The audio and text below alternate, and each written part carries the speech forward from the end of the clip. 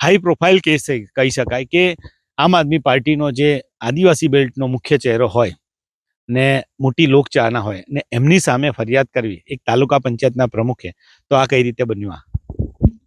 લોકચાહના હોઈ શકે છે, પણ ઘટના બનતી હોય તો એ ઘટનાને આપણે, જે ઘટના બની એનાથી આપણે દબાઈ જવાની જરૂર પણ નથી. આજે આમ આદમી પાર્ટી આદિવાસી સમાજના નામે રાજનીતિ કરે છે કે ભાઈ આદિવાસી હિન્દુ નથી. તો મારે એમને પૂછવું છે, અત્યારે ગણપતિ સ્થાપના કાર્યક્રમ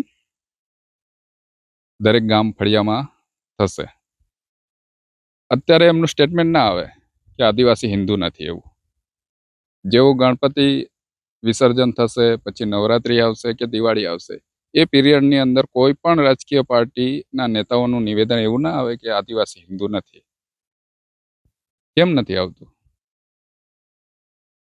આ તહેવારોના સમયે કેમ નથી બોલતા નેતાઓ કે આદિવાસી હિન્દુ નથી? એ મારો સૌથી મોટો પ્રશ્ન છે.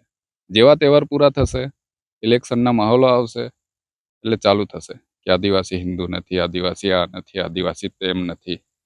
અલા ભાઈઓ, હું કહેવા માંગુ છું, આદિવાસી સમાજ દરેક ધર્મ પાળે છે.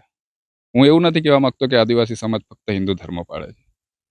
આદિવાસી સમાજ દરેક ધર્મ પાળે છે. દરેક ધર્મ અને પોતાનો હક હોય છે.